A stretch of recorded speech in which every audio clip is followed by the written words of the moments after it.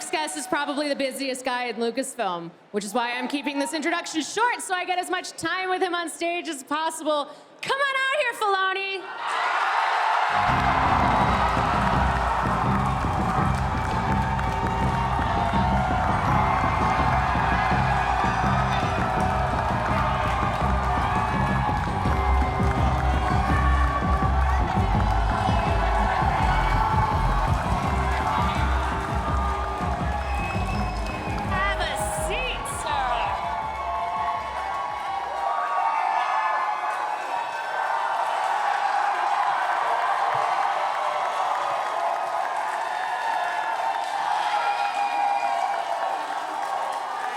Right?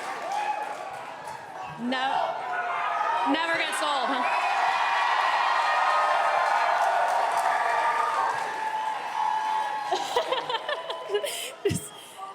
So. I don't know what to do with it. I don't know. Just take it in. It's take amazing. It in. So. Thank you. What you been up to? I've been making, some Star Wars stuff. Oh.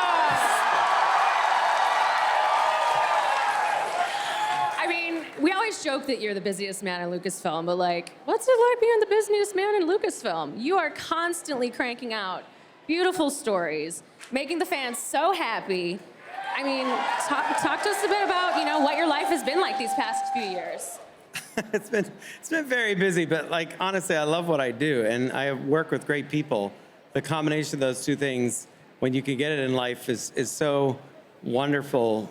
Whether it's working with the animation team on Bad Batch and Tales of the Jedi, whether it's working with John on Mandalorian, or just, continuing Ahsoka's story, which I've been doing now for 18 years, which is super fun. But the most amazing part, is you don't do any of this alone. I work with so many people, a lot of times globally, and they're all just as committed. And the weirdest part now is that on the crew working on Ahsoka, there are a lot of younger crew people that grew up watching Clone Wars. Yeah. So, yeah. And Rebels. So and Rebels. So for them, when, right? So, right, okay, well, I'm very busy. But when Natasha comes out as Sabine, or Rosario walks on set as Ahsoka, the whole crew there is they just stare at them. I'm we have to work now. But it's it so is hard. magic. And I love that the people working on this field, just like you guys do. And there are probably some hidden within here too as well. So, you should thank them as well. Never think about what I do without thinking of all the people that help make it great, which is that team. So. I mean, and even my first days, when we first met and seeing how Lucasfilm Animation worked together and how tight of a team that was always really magical to see. Just that teamwork there and the camaraderie is something that's really special, and I think it translates really well to the stories. You can feel the love in them. So what are some of the things that have surprised you between the differences between directing animation versus live action? Yeah, there's a lot of similar. I have to say that George prepared me really well for what I'm doing now, whether he intended to or not.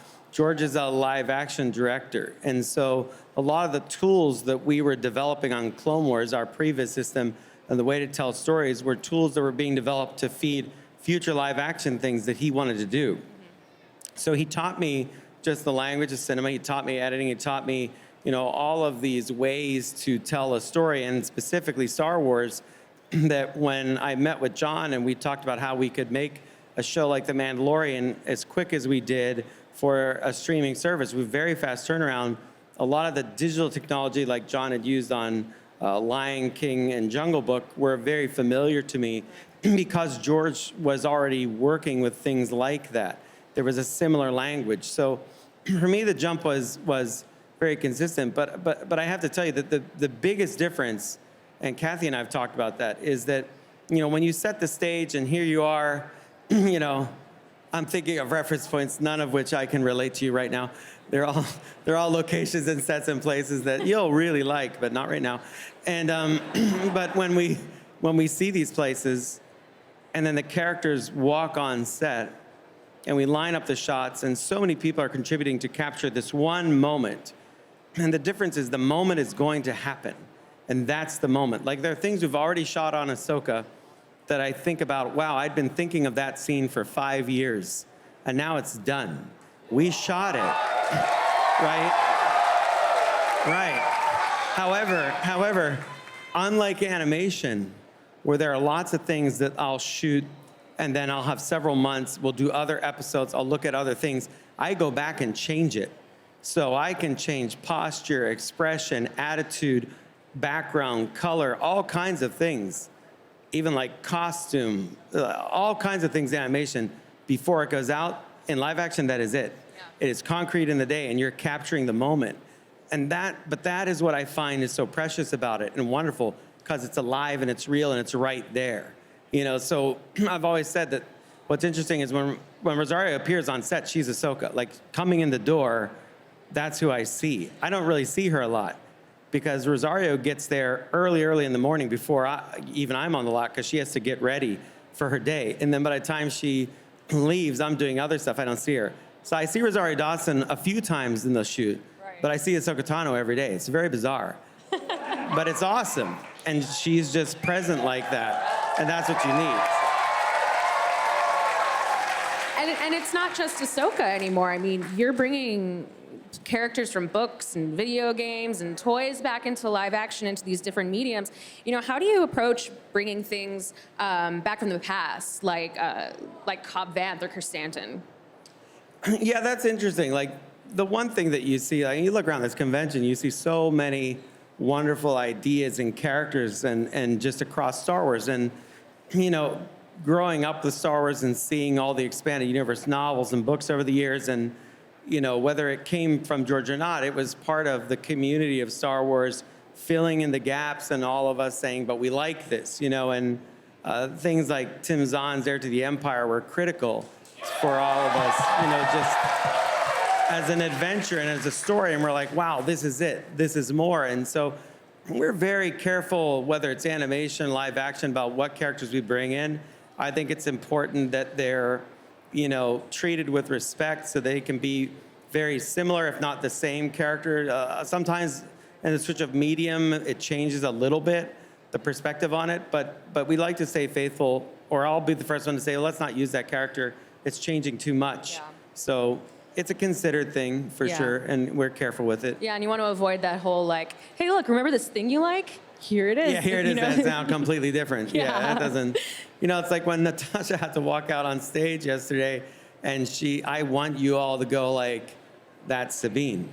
You know, and I think that. I mean, that's when I first saw her, I was like, oh, okay. Yeah. That's excellent casting. And we really wanted her, John and I, we really wanted her to come to this.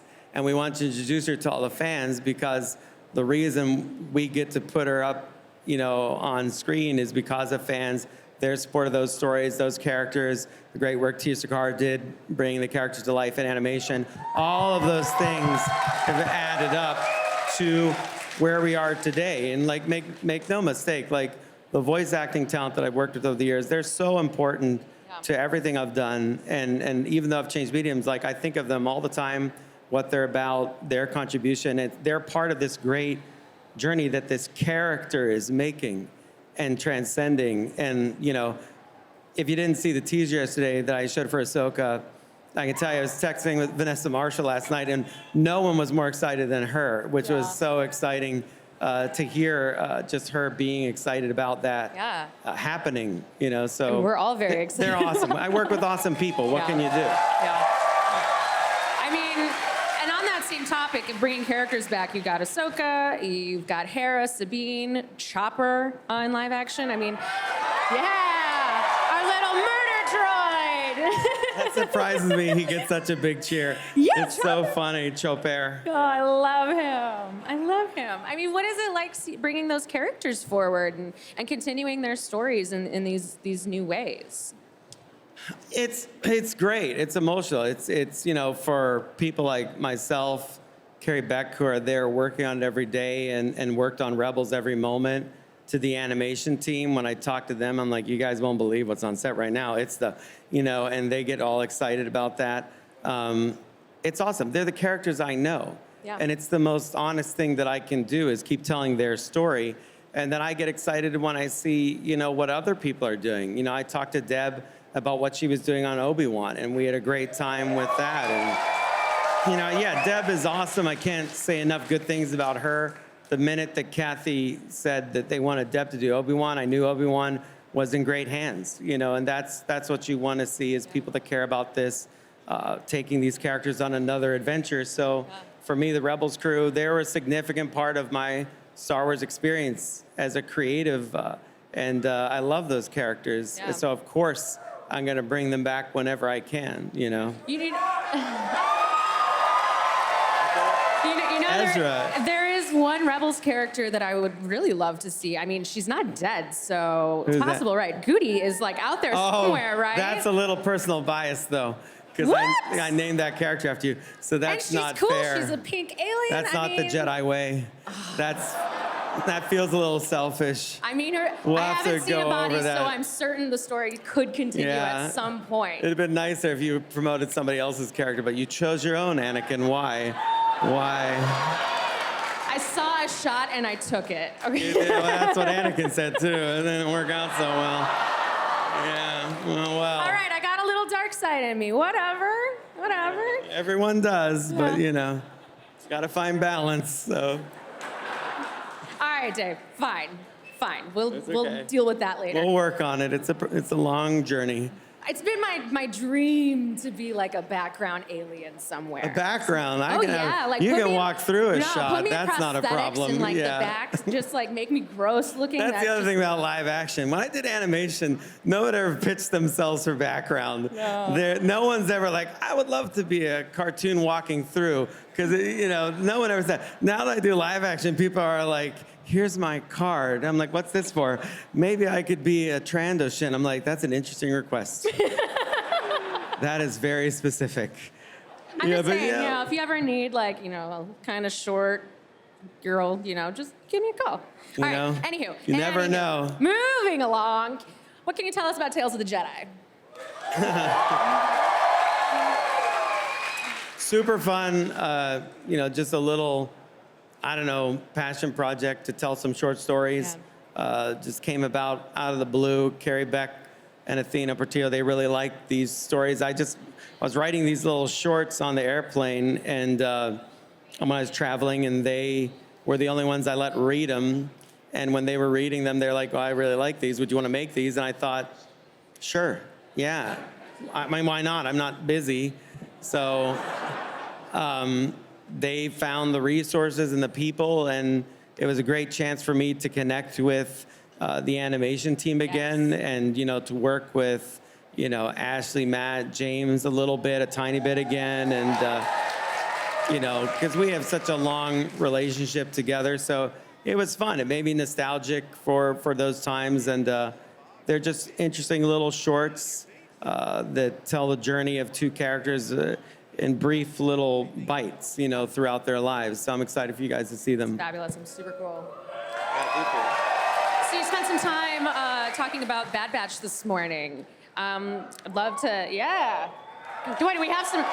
Do y'all like the Clone Wars? What, I mean, so how early in the process do you decide to put a character like Fennec Shand from The Mandalorian into Bad Fennec, Batch? yeah. Well, Ming Na's from Pittsburgh. Yeah. So I know you guys are. I love homies. that because she and I went to the same high school, which is hard to believe. Yeah, I know. And because what are the chances of that? But she is a super fan. Yeah, she's I'm so hardcore. sad that she can't be here this weekend. But she would love it. She'd love all of you. I'm sure she'll be at the next one that we do. And but yeah, just talking to her, and Ming has an animation experience because she's kind of a big deal in that world too. Yeah. Ming's a big deal in every world. Yeah. And I was like, "You want to be in Bad Batch?" And she's like, "I would love to be in Bad Batch." So. Does anyone ever say no? I mean, I don't know. Filoni calls me always like, "Hey, you want to be in this thing?" Someone's like, "Nah." I don't know. good." I don't ask many people though. But she wanted to do it. Brad and Jen loved the idea, and I like doing that. I like jumping back and forward and figuring out little bits of characters' past and history. I thought it'd be neat to have her encounter Cad Bane, because we love Cad Bane, and that, we would see that some of her philosophy she got from these other bounty hunters when she was younger. So it's just fun. It's like having an ultimate toy box and you pull out Fennec and you say, you're going on an adventure today. So it's the best way to do it. So you and Jon Favreau have had quite a run working together. How do you approach Star Wars together to like push it into this new and exciting territory? I don't know. There's no grand philosophy of it. We just like Star Wars, and we have a whiteboard. Like, hey, and I man, sit Star there Wars, and we just start saying, maybe we do this and maybe we do this. And we start throwing ideas out. Like, it has to start with things that you're invested in a story you want to tell. Then you start to figure out what the right elements are. And I'm always working on this massive architecture that goes over all of it, not just for Ahsoka, but everything else that will affect. And we try to line it up as best we can and go from there. But, it's a fun process, to be asked, and a tremendous responsibility to do anything with these characters. And so sometimes when it's our characters that we've created, it's a lot easier. Mm-hmm. You still give it the same attention, but like when it's Luke, it's a lot more intense because that's a character that's iconic the world over. Luke is a character that's responsible. And so without Luke, where are we? Right. There's nothing. And it's one of George's characters. And you have to take care of those characters, to be very careful about everything they say and everything they do. That's why it was so important to have Mark there, to include him in the process, to make sure that that's authentic to what we're doing. And when I was directing, whether he was in there or, Graham, our Mark called him the lookalike. Mark was right next to me the whole time too, because, we were sharing insights, from my conversations with George and his experience as Luke Skywalker, so that we could make that as authentic for people as possible. And I think we achieved our goal, and Grogu was well trained by the great Luke Skywalker. So. Hello, baby. Thank you so much, Dave. I honestly, this is my favorite part of Celebration, honestly, sitting and talking to Dave, because I never get to do this. I wish I could sit up here and talk with you for the rest of the day, but we're running out of time, guys. Oh, we're running out of time. Yeah, I'm getting the sign in my ear that I have to wrap it up. We didn't cover where Ezra is or any of that stuff and all that. I know, we were just getting to the Thrawn and all. You want to know where he is? I'll tell you where he is. He's far, far away. Far, far away. Give it up, guys, one more time for Dave Filoni. And we'll be back with more from Star Wars Celebration Live in just a minute.